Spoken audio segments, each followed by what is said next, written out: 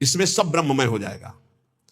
अर्पण, जिससे अर्पण किया जा रहा है वो भी ब्रह्म, ब्रह्मार्पणम, और जिसमें अर्पण किया जा रहा है वो भी ब्रह्म, और जो अर्पण किया जा रहा है वो भी ब्रह्म। अर्पण, जिससे अर्पण किया जा रहा है वो ब्रह्म, और जिसमें अर्पण किया जा रहा है वो ब्रह्म, और जो अर्पण किया जा रहा है वो ब्रह्म। तो स्वयं ब्रह्म की प्राप्ति समाधि अवस्था को हो जाता है। यह ज्ञान अपने को तो नहीं है, पर इतना जरूर है कि हमें जो सामर्थ्य है वो भगवान की दी हुई। बिल्कुल सरल भाषा में आपको बता रहे, हमारे पास जो भी वस्तु है भगवान की दी हुई। हम जो भी कर्म कर रहे हो भगवान के लिए, वो सब कर्म भगवान को समर्पित कर देते, तो हम भी भगवत स्वरूप हो गए, हम भी भगवत स्वरूप हो गए। बड़ा आनंद का विषय, बस इसे समझ, ये ज्ञान का विषय। ब्रह्मार्पणम ब्रह्मवीर ब्रह्माग्नो ब्रह्मणाहुतम ब्रह्मैवेतेन गंतव्यम ब्रह्म कर्म समाधिना। इसी को आप भगवान में ले लो, भक्ति के द्वारा। हमारे पास जितने भी अंग हैं वो सब भगवान की दी हुई, जो भी वस्तुएं सब भगवान की दी हुई, जो बुद्धि है वो भगवान की दी हुई, जो भी भगवान की आज्ञा से हम कर्म करते हैं भगवान को समर्पित करते हैं, तो हमें भगवान ही प्राप्त होंगे। दैवमेवापरे यज्ञम योगिनः पर्युपासते ब्रह्माग्नाव परे यज्ञम यज्ञे नैवोपजुह्यति।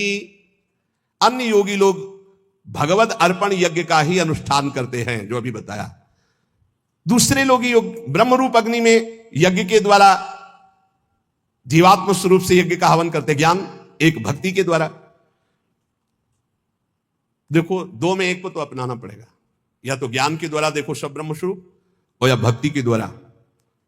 तीसरा कोई उपाय नहीं इसमें, नहीं ये कर्म बंधन भोगना पड़ेगा, इसलिए हम बार बार कह रहे हैं। अच्छा, जैसे आगे चलकर फिर अर्पण करना नहीं होता, अर्पण करना तब तक होता है जब तक अपना कुछ बकाया रह जाता है, फिर इसके बाद अर्पण कुछ बचा ही नहीं। ये अर्पित, हृदय अर्पित, तब ये थोड़ी ही कि राधा वल्लभ अर्पणम मस्तु, कुछ रह नहीं गया अर्पण करने के लिए, तो करे क्या? समझ पा रहे हो? अभी आपके पास है इसलिए अर्पण करो, उसमें ज्ञान मत लगाओ। हमारी बात समझना। और जिनको हमारी ये बात समझ में आ रही है, तो अब अर्पण करने की कोई बची ही नहीं बात। क्या? जैसे हमारा तन अर्पित है, हमारा मन अर्पित है, हमारा जीवन अर्पित है, अब इनके द्वारा जो अर्पित वो उन्हीं का घर जाए, नौकर की कोई पेमेंट नहीं होती। समझ रहे हो? ये आत्मसमर्पण जिनका हृदय से हो गया, उनको कर्म समर्पण करने नहीं पड़ते कि श्री कृष्णार्पणम मस्तु, राधा वल्लभ अर्पणम मस्तु। यहां हो गया है सब अर्पण मस्तु, यहां सब अपने आप सरकारी है। घर जाए नौकर की पेमेंट नहीं होती, चाहे वो बैठा रहे, चाहे फावड़ा चलावे, चाहे कुछ करे, उसका सब कुछ है। वो केवल कहने मात्र को सेवक है, वो स्वामी पर भी अधिकार रखता है। जो पेमेंट लेता है उसकी हर मिनट की पेमेंट है। तो जिसका अपना कुछ है, पति पुत्र परिवार शरीर अपना है, बच जाओगे यदि कर्म अर्पण करने वाली बात समझ में आ गई। नहीं, अवश्य में भोक्तव्यम कृतम कर्म शुभाशुभम। दोनों प्रकार के साधक बैठे हैं, एक अहमग्रह और एक समर्पित। समर्पित साधक को अगर ये समझ में आ गया है कि अब मेरा कुछ है ही नहीं, तो आपको समर्पण की चतुरासी जी का पाठ किया, राधा वल्लभ अर्पणम मस्तु। अब यहां कुछ अर्पणम मस्तु के लिए है ही नहीं, चतुरासी जी गवाओ चाहे हल्ला मचवाओ, जितना बोलेंगे वो सब आपकी बात बोलेंगे। हम हंसेंगे तो हमारा भजन होगा, हम चलेंगे तो हमारी परिक्रमा होगी, बात करेंगे तो आपके स्तोत्र होंगे, क्योंकि आपके सिवा हमारा कोई है नहीं। जिनकी ऐसी भावना आ चुकी, उनको अर्पण करने की जरूरत नहीं। समझ रहे हो? और जिनको ये है, हे परमात्मा, हे भगवान, तो फिर अर्पण कर देना, क्योंकि अभी दूरी है वही अर्पण कर दें अपने आप को हमारे ऊपर। बस ये बात रह गई है। समझ पाए? अब हमारा तो हो चुका, जो कुछ होना है उनकी तरफ से अर्पण करना रह गया है। समझ में आ रही? हम जितने हैं जैसे हैं, बोले अधूरा अर्पण है, तो कह तो रहे हैं हम जितने हैं जैसे हैं, हो चुका हमारी तरफ से, अब अपनी तरफ से कर लियो। अधूरे समझ में आ रहे ना, तो पूरे कर लियो। बोले कुछ अर्पण है कुछ नहीं अर्पण है, तो सब अर्पण कर लो। अब हमारी तरफ से ऐसे हो चुका है, कोई परवाह नहीं। अगर ऐसा है तो बोलने की जरूरत नहीं, राधा वल्लभ अर्पणम मस्तु, ये बोलने की जरूरत नहीं।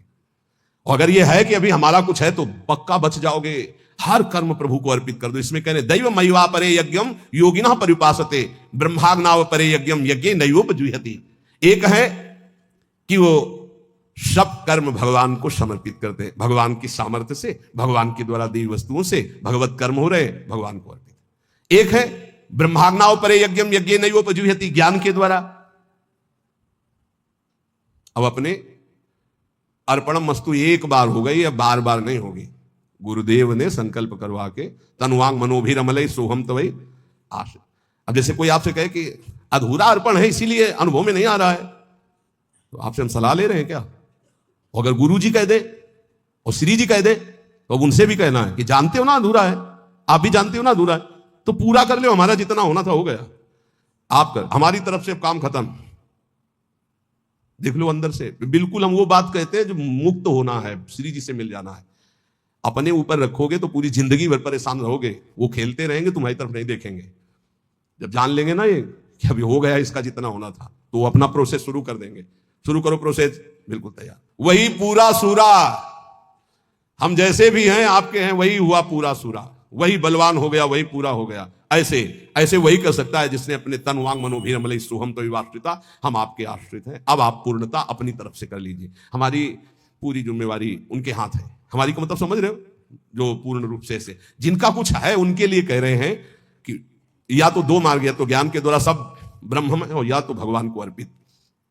श्रोत्रादीन इंद्रियाण्यन्ये संयमाग्निषु जुह्यति, शब्दादीन विषयानन्य इंद्रियाग्निषु जुह्यति।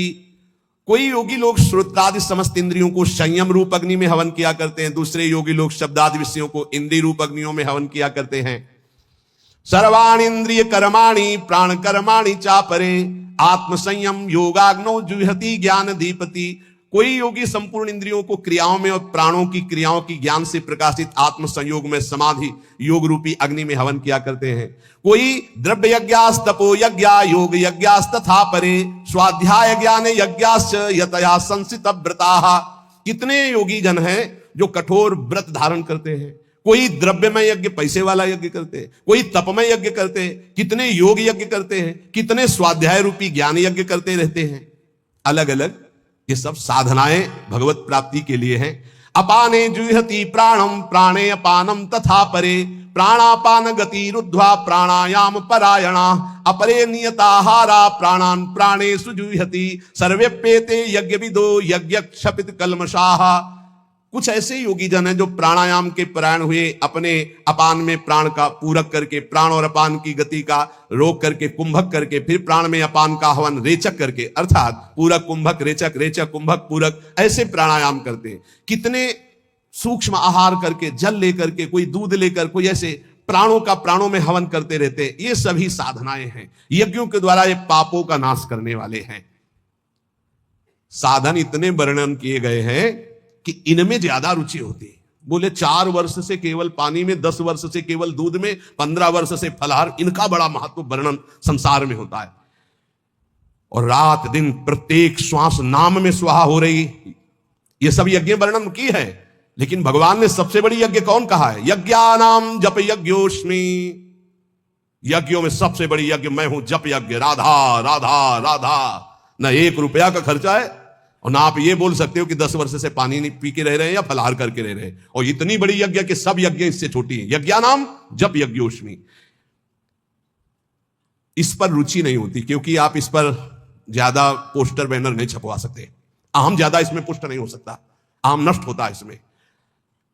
इतने प्राणायाम, इतने घंटे की समाधि, इतने दिन फलाहार, इतने ही जलाहार, इतने दुग्धाहार, ऐसा ऐसा ऐसा, वो सब आपके अहम में स्थित है। इसी अहम का ब्रह्म में लीन हो जाना सबसे बड़ी यज्ञ है, और वो होता है भजन के द्वारा। इसलिए सब बातें सुनना है। हमारी सबसे बड़ी यज्ञ है हर श्वास नाम में आहुति देना। राधा राधा राधा। संतों की वाणी पर दृढ़ विश्वास कर लो, भगवान अपनी बात झूठी कर सकते, संतों की नहीं। जब भीष्म जी ने भगवान को देखा, दासी रूप से द्रौपदी को लेकर हमारे पास आए और हमें छल से आशीर्वाद दिलवा दिया, सौभाग्यवती भव, तब कहा ठीक है, मुझे पता चल गया है कि मेरे प्रण का तो खंडन होगा ही, क्योंकि आप हो। आपने, जब मैंने प्रण लिया 5 पांडवों को जीवित रहा तो मारूंगा, तो आपने सौभाग्यवती का आशीर्वाद दिलवा दिया। तो आज मैं गंगा पुत्र भीष्म आपके बल से प्रण लेता हूं कि आपने जो प्रण किया था कि महाभारत युद्ध में अस्त्र नहीं कहूंगा, तो मैं गंगा का पुत्र भीष्म नहीं कहलाऊंगा यदि कल तो आपसे अस्त्र ग्रहण न करवा दूं। भगवान ने कहा आपके लिए पर अपना प्रण तोड़ना है, मेरे लिए कोई खास बात नहीं। अपनो प्रण विसार भगत को पूर्व प्रण निभाओ। ये महान रसिक महापुरुष कह रहे हैं, सकृदपि यदि दृष्टा हंत वृंदाटवीत्वम, तुम सकृदपि यदि राधा कृष्ण नामाभ्यधाई, वृंदावन में आकर के यदि जय जय श्री राधे बोले या राधा कृष्ण नाम उच्चारण किया, सकृदपि यदि भक्त्या सन्नतस्त्वत् प्रपन्नो भक्ति भाव से भरकर वृंदावन में एक बार प्रणाम कर लिया, एक बार लौट गए तो ध्रुव माने सत्य, आहा परम सत्य बात है, माम नो उपेक्षतासी, हे वृंदावन आप कभी उसकी उपेक्षा नहीं करेंगे, अर्थात उसको निश्चित आप अपने में बुला लेंगे। एक बार वृंदावन आ गया, एक बार यहां आकर जय जय श्री राधे बोला, यार बोल देते हैं एक बार, जय जय श्री राधे श्याम, बोले सकृदपि यदि राधा कृष्ण नामाभ्युधाई, एक बार प्रिया प्रीतम की जय जय बोल दिया, एक बार वृंदावन आ गया, एक बार प्रणाम करके वृंदावन भूमि में लौट गया तो ध्रुव महा परम सत्य, वो नरक नहीं जाएगा, उसको भगवत प्राप्ति होगी। आप सोच सकते हैं भगवत प्राप्ति कैसे हो सकती है? पूरा रजिस्टर पाप लिखा हुआ है, एक बार वृंदावन आया, एक बार प्रणाम किया, एक बार राधा बोला, एक बार बिहारी जी के दर्शन किया, इसका क्या फल होगा? महाभारत में लिखा है एक बार श्री कृष्ण को कोई प्रणाम कर ले, एक बार, एकोपि कृष्ण कृतः प्रणामो दशाश्वमेधा व्रतेन तुल्या दशाश्वमेधि पुनरेपि जन्म कृष्ण प्रणामी न पुनर्भवाय, एक बार कृष्ण को प्रणाम करने वाले का पुनर्जन्म नहीं होता, ये भीष्म जी की स्तव में लिखा। अब आप विचार करके देखो, जहां प्रिया प्रीतम विराजमान इस भूमि में लौट गया, रसिकों की चरण रज, प्रिया प्रीतम की चरण रज, एक बार बिहारी जी को प्रणाम कर दिया, एक बार उनकी जय जयकार कर दिया, वो नरक नहीं जा सकता, श्रीपाद कह रहे। इसलिए वृंदावने सैक पदस्पृहोपि महत्तमानां श्रुत भाषितोपि विदन्नपि स्वार्थ विधाति सर्वं हाधिं वृंदावनाश्रयामि। महापुरुषों के वचनों में भी तुम विश्वास नहीं करते हो, कैसा तुम्हारा जीवन है? कम से कम अन्य बातों पर विश्वास ना करो, महापुरुषों के वचनों में तो विश्वास कर लो। महात्मानां श्रुत भाषितोपि, सुन रहे हो तुम महापुरुष जन वचन बोल रहे हैं। वृंदावनेशैक पदस्पृहोपि, एक बार तो इच्छा कर लो ऐसे वृंदावन में आने की, जहां एक बार आने का, एक बार दर्शन का, एक बार जय जयकार का, एक बार प्रणाम का। ये भगवत प्राप्ति तुम बहुत दुर्लभ समझते हो, सबसे सरल है भगवत प्राप्ति, सबसे सरल। तो बोले बहुत बड़ी बड़ी तपस्याएं, बहुत कष्ट सहा जा रहा है, और आप कह रहे हैं बहुत सरल है। तुम्हें बाहरी दिखाई दे रहा कष्ट है, जो तप करता है उसे बड़ा सुख मिलता है। जो वैराग्यवान है उसको भोगी जन कष्ट देखते, लेकिन वैराग्यवान भोगी जनों को कष्ट में देख रहा, कितने कष्ट में जल रहे हैं। तुम्हें वैराग्यवान कष्ट युक्त लग रहा है कि दिगंबर है या एक लंगूटी लगाए है, भूखा प्यासा है, उसको जो परमानंद है वो ब्रह्मा को भी नहीं है, वैराग्यवान को, फिर बोधवान को, फिर प्रेमी को तो बात ही क्या है। महात्मानां श्रुत भाषितोपि, ये बड़े बड़े महापुरुष जो बोल रहे हैं उसे सुनो। जितने भी संबंधी हैं, जितने भी भोग पदार्थ है, जितना भी ऐश्वर्य है, ये परमार्थ को विध्वंस करने वाला है, परमार्थ को। विदन्नपि स्वार्थ विधाति सर्वं हाधिं, धिक्कार है यदि आप अपने परमार्थ के नाश करने वाली क्रिया करते हो, परमार्थ के नाश करने वाली बातें देखते हो, सुनते हो, बोलते हो। तुम महापुरुषों की बातें सुनकर भी उनके आज्ञा में क्यों नहीं चलते हो? क्या आज्ञा? वृंदावने शैक पदस्पृहोपि, एक बार कदम बढ़ाओ ना सीधाम वृंदावन की तरफ, और एक बार वृंदावन में आ जाओगे तो तुम्हारे जीवन का परिवर्तन हो जाएगा। पर धिक्कार है, ये सब बातें सुनकर भी भगवत प्राप्ति की इच्छा नहीं जागृत होती। श्रीपाद कह रहे, दिव्यानेक विचित्र पुष्प फलवत बल्ली तरुणाम ततिर, दिव्यानेक मयूर कोकिल सुखाद्यानंदमाद्यत खगः, दिव्यानेक सरः सरित गिरिवरः प्रत्यग्र कुंजावली, दिव्या कांचन रत्न भूमिरपि मां वृंदावने मोहयत। मुझे मोहित कर रहा है वृंदावन, मोहयत माम वृंदावने मोहयत। देखो देखो मुझे वृंदावन मोहित कर रहा है। कैसा दिव्य वृंदावन प्रकाशित हुआ? दिव्यानेक विचित्र पुष्प फलवत वल्ली तरुणाम तति, कितने सुंदर सुंदर वृक्षों में कैसी लताएं लिपटी हुई, सुंदर रंग बिरंगे फूल और इतने सुगंधित, दिव्य दिव्य अनेक विचित्र लताएं, वृक्षों का आलिंगन किए हुए दिव्य दिव्य पुष्पों के गुच्छे। भावना करो, ऐसी सौरभ भंवरे मतवाले होकर के गुंजार कर रहे हैं, रसीले फल लगे हुए हैं, और दिव्य दिव्य अनेक मोरों के झुंड उन वृक्षों के नीचे नृत्य कर रहे हैं, और शाखाओं पे बैठी हुई कोकिला गान कर रही हैं। सुख शाखा जो सुख आदि हैं पक्षी, वो ऐसे आनंद उन्मत्त होकर के गान कर रहे हैं मानो राग रागिनियां मूर्तिमान बैठी हो। सुख शारिका, दिव्य अनेक अनेक हंस कलरव कर रहे, दिव्य सरोवर, दिव्य नदियां, दिव्य पर्वत, कैसी नवीन नवीन कुंजे और स्वर्णिम कांतिमयी रत्न जटित वृंदावन की भूमि, इसने मुझे मोहित कर लिया। भूमि रपि माम वृंदावने मोहयत भुवा स्वच्छाश्चिंता मणिभिरति चित्रैर्विरचिता चिदानंदा भाषा फल कुसुम पूर्ण द्रुमलता खगश्रेणी सामस्वर कलकलाश्चिद रस सरित शरांसी सी वृंदावन मनु मनो में विस्मृतु। अहो, मेरा मन विस्मृत अवस्था को, देहातीत अवस्था को प्राप्त हो रहा है। कैसी सुंदर स्वच्छ भूमि वृंदावन की, दिव्य वृंदावन की, करोड़ करोड़ चिंतामणियों से जटित ये भूमि, कैसा सुंदर रासमंडल, कैसी चिन्मय लताएं, कैसा चिन्मय फल, कैसे चिन्मय पुष्प, और यहां के पक्षी जब गान करते हैं तो शाम वेद की ध्वनि प्रकट होती है। आहा, खगश्रेणी सामस्वर कलकलाश्चिद रस सरिते, अर्थात जो वृंदावन के पक्षियों की चहचहाट कलरव है, इनको जो श्रवण करता है तो चारों वेदों के पाठ का उसे फल मिल जाता है। धाम है, बड़ा दिव्य है। राधा यशो मुखर मत खगावली के यहां के पक्षी श्री जी का जस गान कर रहे हैं। और यहां के जो सरोवर हैं, उनका जो जल है, भूमि में ऐसा कोई तीर्थ नहीं है जो वृंदावन ब्रजधाम के सरोवरों की जल की समानता कर सके, क्योंकि जितने तीर्थ हैं, तीर्थ पाद श्री हरि के चरणों से हैं। और यहां तीर्थ पाद हरि जिन चरणों में नमन करते, प्रिया चरण रज जान के लुठत रसिक सिरमौर, वो लाडली जू का ये क्रीड़ा स्थल है वृंदावन, ये ब्रजभूमि। इसलिए श्रीपाद कितनी महिमा की बात कहे। वृंदारण्ये वरम श्याम क्रमिरपि परतो नो चिदानंद देहो। मुझे वृंदावन में नाली का कीड़ा बना दिया जाए, मैं याचना करता हूं, और वृंदावन के बाहर मुझे चिदानंद देह प्राप्त नहीं चाहिए। ये जब वृंदावन की दिव्य महिमा को श्रीपाद जाने तो ये बात कही। ये कैसी कोई साधारण बात नहीं है। ये मानव देह में ऋषि स्वरूप से दिव्य वृंदावन का आनंद ले रहे हैं, तो क्या कह रहे हैं? वृंदारण्ये वरम, मैं श्रेष्ठ मानूंगा, श्याम क्रमिरपि, यदि मुझे कीड़ा बना दिया जाए नाली का, परतरो न चिदानंद देहो, अन्यत्र मुझे चिदानंद देहधारी बना दिया जाए तो मुझे नहीं चाहिए। क्या है दिव्य वृंदावन की अनुपम महामाधुरी। श्री भट्ट देवाचार्य जी कह रहे हैं, यदि वृंदावन के बाहर मुझे हरि भी मिले तो मैं आंख उठा के नहीं देखूंगा। विपिन राज सीमा के बाहर हरि हूं को न निहार, रे मन वृंदा विपिन निहार। यद्यपि मिले कोटि चिंतामणि तऊ न हाथ पसार। जय श्री भट्ट धूलि धूसर तन यह आशा उर्धार, रे मन वृंदा विपिन निहार। ए भाई, वृंदावन के बाहर हरि भी हो तो आंख मत लड़ाना, मत आंख उठा के देखना, क्योंकि वृंदावन के बाहर होते हुए चतुर्भुज नारायण रूप हो गए।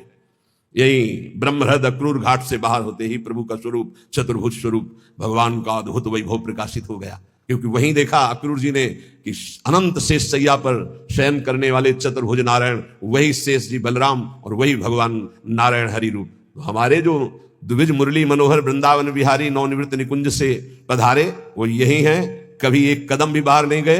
वृंदावन परित्यज्य पाद में कम न गच्छति, ये एकांतिक रहस्य भगवान का प्रेमी जनों के सिवा और कोई नहीं जानता। भगवत रसिक रसिक की बातें रसिक बिना कुछ समझ सके ना।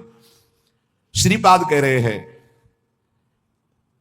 जहां श्री भट्ट देवाचार्य जी कह रहे धूल धूसर तन, बस ये सबसे बड़ी उपलब्धि है। वृंदावन की रजल शरीर में लगी हो और प्राण छूट रहे हो राधा राधा राधा, तो वो बात बनेगी जो बड़े बड़े योग साधना से नहीं बनती। इसीलिए कह रहे आंख उठा के बाहर मत देखो, धैर्य पूर्वक समय काट लो, इसी रज में प्राण त्याग दो। वृंदारण्ये वरम श्याम, वरम माने श्रेष्ठ होता है। मेरे लिए सबसे श्रेष्ठ बात क्या होगी कि यदि मुझे वृंदावन में कीड़ा बना दिया जाए। क्रमीरपि परतो न चिदानंद देहा, बाहर मुझे कहीं चिदानंद देह भी मिले तो मुझे नहीं स्वीकार है, वृंदावन में मुझे कीड़ा बनना स्वीकार है। रंकोपि श्याम तुल्य परमहीन परत्राद्भुतानंत भूति, यहां मुझे रंकोपि बहुत गरीब दरिद्र बना के रखा जाए तो मैं रहना पसंद करूंगा, लेकिन वृंदावन के बाहर मुझे अनंत विभूतियों का स्वामी बना दिया जाए तो मैं रहना पसंद नहीं करूंगा। धाम में मैं महान दरिद्र बन करके रहना। रंकोपि श्याम तुल्य परमहि न परत्राद्भुतानंत भूति। वृंदावन में नाली का कीड़ा बनकर रहना चाहूंगा, बाहर चिदानंद रूप नहीं धारण करना चाहूंगा। वृंदावन में बहुत दरिद्र गरीब बनकर रहना चाहूंगा, लेकिन बाहर विभूति संपन्न होकर महावैभवशाली नहीं रहना चाहूंगा। शून्योपि श्यामि श्री हरि भजन लवेनाति तुच्छार्थ मात्रे लुब्धो नान्यत्र गोपी जन रमण पदाम्भोज दीक्षा सुखेपि। गजब कर दिया। वृंदावन में एक सेकेंड के लिए भी भजन ना हो तो मुझे कोई परवाह नहीं। लव शून्यम शून्य पिश्यामी हरि भजन लवे नाति। एक क्षण पूरे जीवन भजन ना हो तो मुझे कोई परवाह नहीं। काफी अच्छा लग रहा होगा, नहीं लग रहा? यही समस्या है। इन महापुरुषों के हृदय की बात को समझना थोड़ा कठिन है। देखो, जिसको इतना वृंदावन से प्रेम हो, भजन बिना रह कैसे सकता है? हमको ही बता दो, कैसे रह सकता है? भजन का मतलब क्या होता है? जिससे अधिक प्यार होता है उसका चिंतन होता है। इनको वृंदावन से प्यार है तो वृंदावन की गोद में प्रिया प्रीतम खेल रहे हैं। ये प्रिया प्रीतम के बिना एक सेकेंड नहीं रह सकते, इनके प्राण निकल जाए, ये जी नहीं सकते। अभी आपने ऊपर सुना कि तुम महापुरुषों की बातों को सुनकर धारण क्यों नहीं करते हो? देखो वृंदावन कैसा चिदानंद रूप प्रकाशित करता है। अभी सुना आपने? ये तो कुंज निकुंजों की शोभा में जो विहरण करने वाले हैं वो प्रभु, क्या वो श्रीपाद को नहीं दिखाई दे रहे? ऐसे महापुरुष जैसे हरिराम व्यास जी करे, काहू के बल भजन को काहू के आचार, व्यास भरोसे कुंवर के सोवत पांव पसार। तो लगता है इनको भजन से मतलब नहीं। भैया, इनका रोम रोम भजन में है। महापुरुषों की बातों को समझना। वृंदावन में जो कबहू कछुक भजन नहीं होए, रज तो उड़ी लागे तने पीवे यमुना तोए। यमुना जी की पावन स्पर्श करती हुई लहरों को जो वायु और रज को लेकर जो वायु बिना भजन कराए छोड़ेगी। चलत फिरत सुनियत यह श्री राधा वल्लभ लाल, ऐसे वृंदा विपिन में बसत रहो सब काल। ये 25-26 वर्ष पहले की बात कह रहे हैं। यहां हार्न नहीं बजा सकते थे आप, स्कूटी का या कार का हार्न नहीं बजा सकते। खिड़की खोलो, राधे बोलो, जो ए राधे मार्ग दीजिए, ऐसे। और जिससे पहला शब्द रिक्शा वाले से बात करना है तो राधे, वो उत्तर देगा तो राधे। धीरे धीरे प्रभाव बदल रहा है, आधुनिकता का ऐसा प्रभाव बदल रहा है। नहीं, देखा है, यहां हार्न नहीं दिया जाता था, यहां राधे राधे बुलाया जाता है। ये धाम है। धीरे धीरे वो जैसे हवा चलेगी तो फिर आएगी ना। तो आधुनिकता की हवा चली हुई, इतनी बाढ़ आ रही है आधुनिकता की कि नाम छूटता जा रहा है। ये धाम है। मथुरा में यहीं से केवल सीमा पार हो, मथुरा में जय श्री कृष्ण, वहां आपको सुनाई दे। वहां जय जय श्री राधे अगर कोई बोलेगा तो वृंदावन का होगा, जय श्री कृष्ण। ये केवल महामहिम धाम, इस महापरा विद्या राधा नाम की गूंज हो रही है यहां। श्रीपाद कह रहे हैं, लव माने बहुत छोटा समय होता है, जीवन में लव भर भी भजन ना हो तो मुझे कोई परवाह नहीं। इसका मतलब समझ रहे हो? वृंदावन वासी का वास ही बहुत बड़ा भजन हो जाता है। भजन के 4 अंग हैं, नाम रूप लीला धाम। रूप का चिंतन नहीं हो रहा, नाम जप नहीं हो रहा, लीला चिंतन नहीं हो रहा, तो धाम में हो। 4 अंग हैं भजन के। अब जो धाम में है उसे नाम अपने आप पकड़ लेगा। देखो वृंदावन का प्रभाव सुनो। ये भजन कराए बिना रह ही नहीं सकता आपको। हिया फिरे स्वार्थ आपने भजन गए फिरे बाह। उद्दंडता मत ले आना अपने मन में ये बात सुन करके। ये निष्ठावान महापुरुषों की जो चरम निष्ठा है, वो भजन की स्थिति ऊपर है। वो कर नहीं रहे, हो रहा है उनका भजन। वो उनकी स्थिति को समझना है। कह रहे लव मात्र हरि भजन ना हो तो भी मुझे कोई परवाह नहीं। नाली का कीड़ा बना दो, बाहर चिदानंद होकर नहीं रहना चाहता। वृंदावन में टुकड़े मांगकर जीऊंगा, गरीबी दरिद्रता से निवास करूंगा, पर बाहर विभूति संपन्न मैं महान वैभवशाली नहीं होना चाहता। वृंदावन में एक लव मात्र के समय का भी भजन न हो तो मुझे कोई परवाह नहीं। आजीवन वृंदावन अखंड वास करूंगा। अब जो आगे की बात कह रहे हैं बहुत होश से समझना है, नहीं तो गड़बड़ हो जाएगा। कह रहे हैं लुब्धो नान्यत्र गोपी जन रमण पदाम्भोज दीक्षा सुखेपी तुच्छार्थ मात्रे। तुच्छार्थ कहते हैं भोगों को, तुच्छ अर्थ जिनका निकलता भोग। यदि मेरे हृदय में तुच्छ भोगों की लालसा जागृत है तो भी मैं वृंदावन में ही रहूंगा। उसका अर्थ दूसरे रूप में, अगर उसको भावार्थ में लिया जाए तो मैं विषयी होकर वृंदावन में रहना पसंद करूंगा, भजनानंदी बनकर बाहर नहीं। मैं दरिद्र होकर वृंदावन में बसना पसंद करूंगा, वैभवशाली होकर बाहर नहीं। मैं नीच कीड़ा बनकर रहना पसंद करूंगा, चिदानंद देह नहीं। और कह रहे हैं लुब्धो नान्यत्र, मैं कहीं लुब्धायमान नहीं हो सकता। अगर कोई कहे कि गोपी जन रमण के पाद पद्मों की प्राप्ति में बाहर तुम्हें करा देता हूं, आ जाओ, तो मैं कदापि नहीं जाऊंगा, यहां विषयी बनकर रहना पसंद करूंगा। गजब की निष्ठा, गजब की निष्ठा। आगे एक श्लोक आता है जो कभी भी किसी को बचेगा नहीं। बहुत विचित्र कोटि निष्ठा वही होती है जो विचित्र कोटि की होती है। श्री कृष्ण के प्रेम में उन्मत्त होकर मैं बाहर रहना नहीं चाहता, लेकिन वृंदावन में घोर विषयी बन करके भी मैं रहना चाहता हूं। और ऐसे महापुरुष है जो ब्रह्मबोध संपन्न है, जो भगवत प्रेम को प्राप्त महापुरुष है। ये भला ऐसा, ये कुछ है वृंदावन की ऐसी महामहिमा जिसमें श्रीपाद लुब्धायमान है। ध्रुवदास जी, श्री वृंदावन दास जी, हरिवंश महाप्रभु, प्रथम यथामति प्रणवो श्री वृंदावन तिरम्य श्री राधिका कृपा विलु, क्योंकि इसमें मेरी प्यारी जो विराजमान। वृंदावन सर्व महताम अपहाय दूरात वृंदाटवी मनुसर प्रणयन चेता सत्तारणी कृत स्वभाव सुधार सौघम राधा विधान में दिव्य निधान। ये हम नहीं करेंगे भजन, अब हमारी श्री जी है ना। जिस दिन हमारी श्री जी ने देखा मेरे महल में पड़ा हुआ ये विषयी पुरुष है, उसी दिन ऐसा महाप्रेमी बना देंगे। बिल्कुल हिया फिरे स्वार्थ आपने भजन गहे फिरे बाह, और देश के बसत ही अधिक भजन हो, यही सम तो पूजत नहीं वृंदावन रहे सोए। कैसे कोई वृंदावन की महिमा को पार पा सकता है? और देश के बसत ही घटत भजन की बात, वृंदावन में स्वार्थ हो उलट भजन हो जात। बड़े भाग्यशाली जिनको ये महिमा सुनने को मिली और अपने हृदय में धारण किया। अगणित रवि कोटि प्रस्फुरत दिव्य भाति सकृदपि हृदय भातई शीतलानंद वृष्ट्या प्रशमित भवतापैर दुर्लभार्थान दुहदद्भिः परम रुचिरहै मां संख्य वृक्षै परितम। करोड़ करोड़ सूर्यों की सी कांति यहां के वृक्षों की डालों से प्रकट होती है। यहां सूर्य चंद्र का प्रवेश नहीं वृंदावन में, दिव्य वृंदावन में। भगवान कहते न तद्भासते सूर्यो न शशांको न पावकः यद गत्वा न निवर्तन्ते तद्धाम परमम मम। ये परम धाम सूर्य चंद्र अग्नि का प्रवेश ही नहीं है। बोले अगणित रवि कोटि, अगणित गिनती नहीं है ऐसे सूर्य और चंद्रमाओं जैसा प्रकाश वृंदावन की वृक्षों की शाखाओं से प्रकट हो रहा है। कैसा रमणीय वृंदावन, जहां हमारे प्रिया प्रीतम गलवैया दिए हुए चल रहे। कोई सखी छत्र लिए, कोई चवर लिए, कोई बाजत मृद मृदंग नाचत सभय सुधंग, नृत्य करते हुए कोई आगे चल रहे, कोई मृदंग वीणा वेणु ऐसे वाद्य बजा रहे, कोई पुष्पांजलि अर्पित करे, कोई जय हो खग मृग पशु पंछियों का कोलाहल, और ऐसी सुंदर सुंदर दिव्य लताएं फूली हुई प्रिया प्रीतम के अंग की सौरभ संपूर्ण वृंदावन को श्वासित कर रही। ये चिदानंद सुख। इसीलिए कहते हैं मानव देह से ही ये प्राप्त हो सकता है, और सबको सौभाग्य नहीं मिला। ये पूरे विश्व में कितने प्राणी हैं? अरे भारत में मनुष्य केवल 140 करोड़ बताए गए। कितने बैठे हैं? 200, 500, 1000 इतने हैं। कितने सुनेंगे? इनमें कितने पकड़ेंगे? पकड़ने वालों में कितने चलेंगे? चलने वालों में कितने पहुंचेंगे? को एक पाओ जो कहे हरिवंश रस, बिरलो समझनहार, एक दो ही जो पाइए खोजी सब संसार। बहुत बढ़िया सौभाग्य है।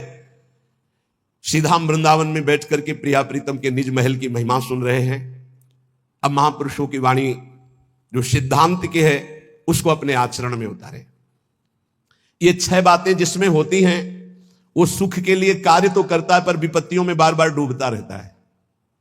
महापुरुषों की बातें